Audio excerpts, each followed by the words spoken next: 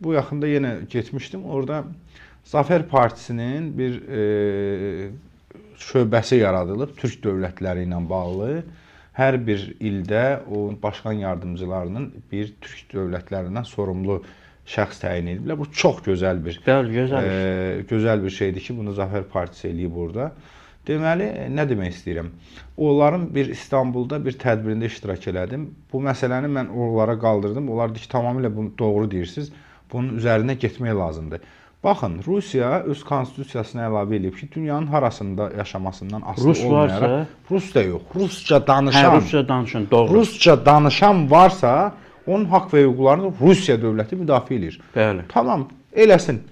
Bəs bu boyda dünyada Türk milləti sürünür, əziyyət çəkir, əzilir. Güney Azərbaycanda olsun, digər yerlərdə olsun. Bəli. Bəs bu türklərin yiyəsi yoxdur. Niyə axı? Mən bunu orada təklif elədim ki, Türk Dövlətlər Təşkilatı və burada Azərbaycan da Türkiyədə lokomotiv rol oynamalıdır. Qanun qoymalıdırlar ki, dünyanın harasında olmasından asılı olmayaraq hər bir türkün haqq və hüquqlarını qoruyuruq. Bəli. Necə olur? Bəs sənin qulağının dibində türklər əzilir, assimilyasiya olunur. Sən susursan ki, dağılar. Deməli, 1959-cu ildə Kərkükdə bir soyqırım başladı. Bəli. Türkiyə ora yardım eləmədi. Onların o soyqırımdan qorunması üçün heç bir iş görmədi. İndi 59-cu il deyə bilərik ki, çətin dövr idi Türkiyədə. Əslində çətin deyildi. Onda Türkiyə indikindən daha güclüydü. Bu 2011-ci ildə İraqda deməli bu proseslər başlayanda Kərkükdəki türkmənlər haray çəkdi ki, Türkiyə bizə dəstək ver, bizə yardım elə. Bu Kürd separatçıları burada arxivləri yandırır, demoqrafik yapını dəyişirlər, bizə dəstək olun. Türkiyə onu eləmədi. Suriyada baxın, Suriyada Kürd dili dövlət dili oldu. Kürdlərin sayı qədər orada türk var. Türkmənlər var, bəli. Amma o türklərin dili nəinki dövlət dili olmadı. Türklər ümumiyyətlə heç bir hüquqları yoxdur orada. Və Güney Azərbaycan isə tamam fərqlidir. Güney Azərbaycan isə İranın tam yarısıdır. Bəli. Əhali baxımından. Əslində ərazi baxımından da tam yarısıdır. Azərbaycan başlayır Dərbənddən qutarır Kəncər körfəzində. Təbii o assimilyasiya siyasəti üçün bizim oradakı ərazilərimizi misal üçün Mahabad, Qoşaçay. Qoşaçayın adını dəyişdilər, Mahabad elədilər. Biraz Kürd yerləşdirdilər, elədilər Kürd şəhəri. Bu təmiz türk şəhəridir. Bəli. Yaxud Qaşqayları biraz yuxarısına gətirdilər, müxtəlif etnik qrupları yerləşdirdilər. Qaşqaylarla, necə Naxçıvanla Azərbaycanın bu bir hissəsi aralaşıb, indi Qaşqaylarla Həmədanın arasında bir Ermənistan yerləşib orada. Buyur. Qaşqaylarla bizim əlaqəmizin olmaması bizim isti dənizə, Kəncər körfəzinə çıxışımızın qarşısını alır. Bəli. Türkiyəyə ən sərfəlisi o tərəfdən Aralıq dənizi, bu tərəfdən Kəncər körfəzi. Türkiyə bundan gözəl şərait nə ola bilərdi? Amma Türkiyə bunu anlamır ki, anlamır. İnşallah ümid eləyək ki, bu Türk Dövlətlər Təşkilatında bu məsələ qaldırılar. Bizi ən çox narahat edən, bax Kərkükdən danışdınız. Mən üzr istəyirəm, elə yeri düşüb deyim, xatırınızdadırsa, Özbəkistanda Türk dövlətlərinin yığıncağında prezident bir söz dedi. Dedi ki, bu türklərin taleyi ilə bütün türk dövlətləri məşğul olmalıdır. Bəli. Bəli. Bütün türk dövlətləri məşğul olmalıdır. Çünki biz Turan qurmaq istəyirik, türk dövlətlərinin birliyini qurmaq istəyiriksə, Güney Azərbaycan məsələsi hava sudur.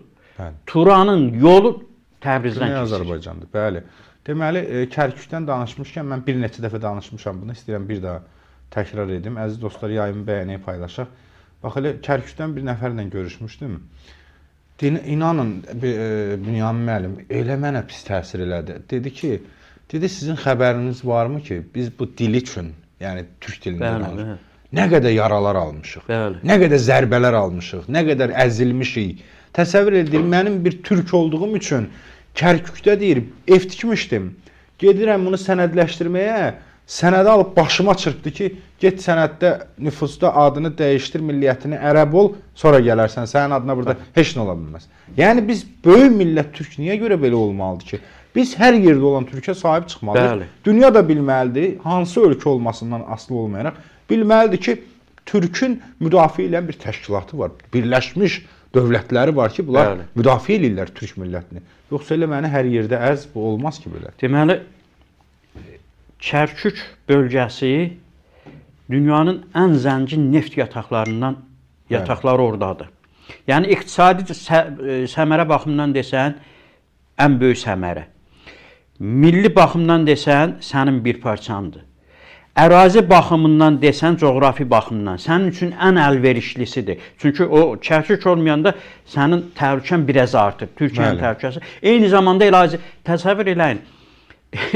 Qarabağ savaşında, 2-ci Qarabağ savaşında Kərküklülər özləri nə qədər zərbə almalarına baxmayaraq Qarabağda savaş üçün müraciət edirlər. Eləyiblər, bəli, mənə də dedi. Dedi ki, sizin xəbəriniz var, biz bu nə vaxtdan Qarabağ başlayanda biz necə deyir, hamımız yığılmışdı ki, biz Qarabağa getmək, döyüşmək istəyirik. Bunun əvəzində nə Azərbaycandan, nə Türkiyədən dəstək yoxdur.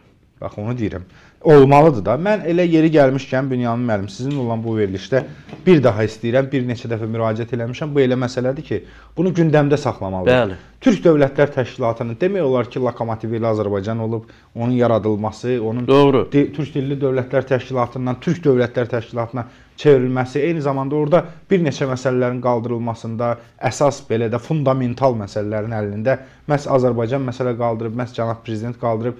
Mən xahiş edirəm bir daha ki, cənab prezidentdən, Azərbaycan dövlətindən ki, Türk Dövlətlər Təşkilatında dünyada yaşayan türklərin haqq və hüquqlarının qorunması ilə bağlı bir məsələ qoyulsun, bir qanun qəbul olunsun. Bir qanun qəbul olunsun, bir qurum yaransın. Bəli. İndi dediniz ki, ilk o lokomotivi Azərbaycanda ilk deməli Türk dövlət topluluqları Dostluq, Qardaşlıq və İşbirliyi qurultayı Antalyada keçirildi ilk dəfə. 1993-cü ildə Azərbaycan böyük bir Əbülfəz Elçibəy prezident olan vaxtı böyük bir nümayəndə heyəti keçdi. Onda Turgut Özal prezident idi, Süleyman Dəmirəl baş nazir idi, Alparslan Türkiyə İş sağ idi, onda Millət Çalışma Partiyası ki, o nümayəndə heyətinin içində mən də var idim. Yəni İlk təşəbbüs də bizim idi, düzdür. Biz o zaman o sıxıntılarından keçirənmədik, amma Türkiyə Antalyada keçirdi. 93-cü il martın 19-undan 23-ünə qədər. Bəli. İndi o qurultaydan sonra nə qədər inkişaf gedib?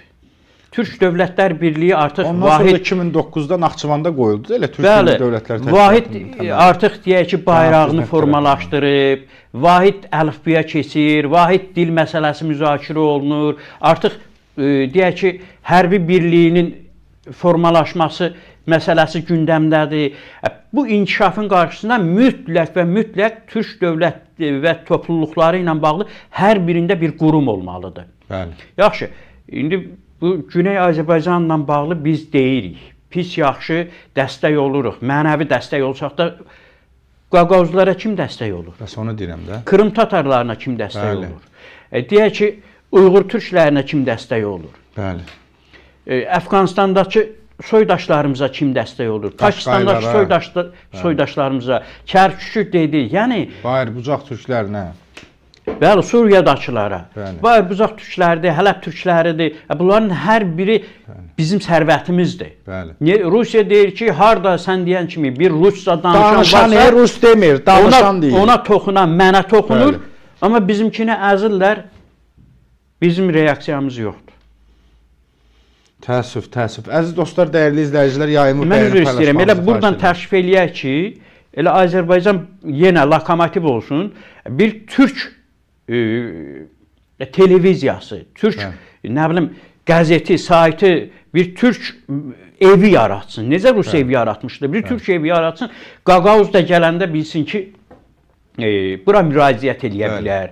Krım tatarı da, nə bilim, Başqırt da gələndə, nə bilim, Bayırbucaq türkü də gələndə bilsin ki, onun burada bir evi var. Evi var. Bəli, mütləqdir bu, çox vacibdir.